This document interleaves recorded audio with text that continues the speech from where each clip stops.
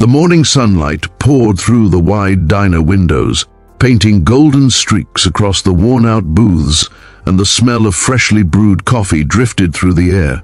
Emily had been working at Jenny's roadside diner for 6 long years, ever since her husband walked out and left her to raise her little boy alone.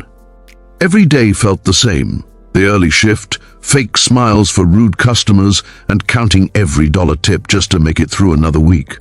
But that morning was about to become the one she would never forget, the day a single act of kindness changed her entire life. If you believe that kindness still matters, that good hearts can change the world even in the smallest ways, please take a moment to like this video, share it with your friends, and subscribe to our channel. Your support helps us spread more stories that restore faith in humanity. It was a quiet Tuesday. The sky was bright and cloudless, but inside the diner, the mood was heavy.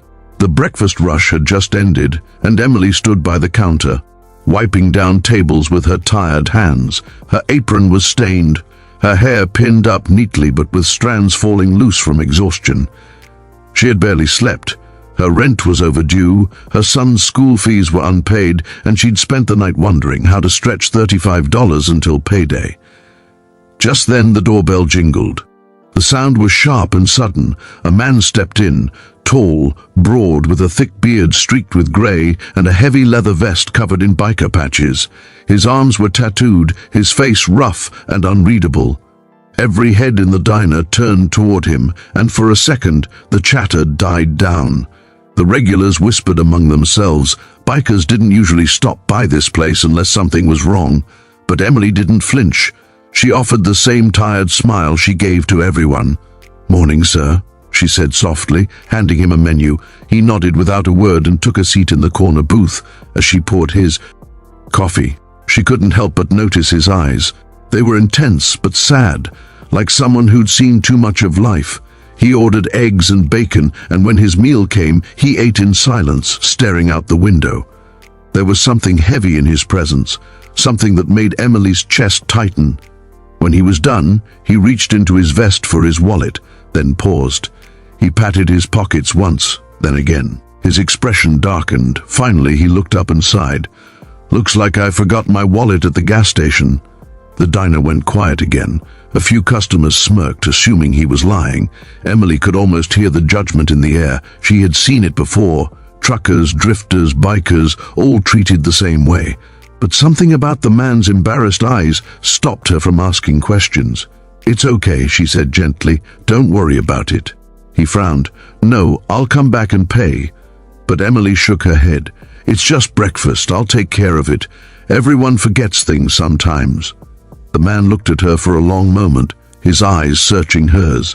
Then quietly he said, "Thank you." Emily smiled faintly. "You're welcome. Have a safe ride." He left, the sound of his boots echoing across the diner floor, and soon the distant roar of a motorcycle faded into the horizon. Emily didn't think much of it after that. She had done what she always did, a small act of kindness, even when she could barely afford her own bills. That night, she counted her tips. She was short again, too short. But when her son Noah came running to hug her, she forgot her worries for a moment. He showed her a crayon drawing he made at school, a little house with a bright yellow sun and 2 stick figures, "You and me, Mommy." She smiled through the tears that always seemed to sit quietly behind her eyes. 3 days passed. Then something strange began to happen. It started with the sound, distant, low, and growing louder, a rumbling like thunder. The windows shook, the dishes rattled on the shelves. Emily stepped onto her small porch, confused. And that's when she saw them. Dozens of motorcycles, gleaming chrome, black leather, roaring engines, filled her quiet street. One after another, bikes lined up in front of her house until the entire block seemed to tremble. Neighbors peeked through curtains. Children stopped in their yards, wide-eyed. Emily froze, clutching her son's hand tightly. And then, from the front of the line, a familiar figure stepped off his bike. The same man from the diner, the one whose meal she had paid for. He walked toward her, his leather vest glinting under the afternoon sun. Behind him, more bikers stood tall and silent, watching with respect. Emily's heart pounded. She had no idea what was happening. The man stopped at her gate. "Ma'am," he said, his voice deep but kind, "you probably don't remember me." Emily nodded nervously. "You're the man from the diner." He smiled faintly. "Yeah, name's Jack, but most folks call me Iron Jack." The name sounded familiar. She had seen it on the news months ago. A biker leader who ran a group that helped rebuild homes for veterans and rescued abused teens from bad neighborhoods. A man both feared and respected. Jack took a deep breath. "When you paid for my meal that day, you didn't just cover a breakfast. You reminded me of something I'd forgotten, that kindness still exists in this world." "I'd just come back from a funeral of one of my brothers. I was angry at everything. I was ready to quit the group, walk away from everyone. But then you, a stranger who had nothing to spare, did something no one else did. You helped me without asking for anything in return." Emily's eyes filled with tears. "It was just a meal," she whispered. Jack shook his head. "No, it was a message, a reminder that not all hearts have gone cold." He turned around and motioned to his group. "Boys," he said, "bring it out." From the line of bikes, a few men stepped forward carrying large boxes. Tools, paint cans, wooden boards, and bags of groceries. Emily's eyes widened. "We heard you've been struggling," Jack said gently. "We're here to fix that roof of yours, patch up the walls, and make sure your boy never goes hungry again." Emily covered her mouth, trembling. I can't accept this," she said, her voice breaking. Jack smiled kindly. "You already did your part. Now it's our turn." What happened next left the entire neighborhood speechless. The bikers got to work, hammering, painting, repairing her fence, mowing her lawn. Some unloaded groceries, others handed her son a brand new bicycle. The sound of engines was replaced by laughter, by hammers and drills, by the warm hum of life returning to a home that had long been filled with silence and worry.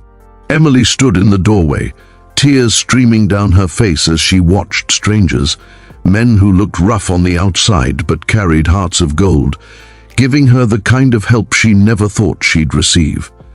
Later that evening, when the sun dipped low and the bikes stood lined up like an army of steel, Jack handed her an envelope. Inside was a note and a check for $25,000. She looked up, stunned. "Jack, I can't take this. It's not charity," he said softly. "It's gratitude. You didn't know who I was and you didn't care. That kind of heart deserves to be lifted, not forgotten." My club took up a collection. Every one of these bikes represents a man or woman whose life was changed because someone like you believed in kindness. Emily's lips trembled. "I don't know what to say. Just promise me one thing," Jack said. "When you see someone else struggling, help them, even if they can't repay you. That's how we keep the world going." As the sun dipped below the horizon, the sound of 100 engines roared to life again, echoing like a heartbeat across the small town. Emily stood on her porch, holding Noah close, watching as the bikers rode off into the distance, their taillights glowing like stars against the darkening road. That night, for the first time in years, she didn't worry about bills or rent. Instead, she sat by her son's bedside, telling him a story about a man who looked rough but carried a heart as big as the open road. A story about how kindness can come full circle in the most unexpected ways. Weeks later, the diner became known for the breakfast that changed everything. Travelers stopped by just to see the place where it all began. And every morning, Emily still wore her apron and poured coffee with that same tired but hopeful smile. Only now, there was something brighter behind it.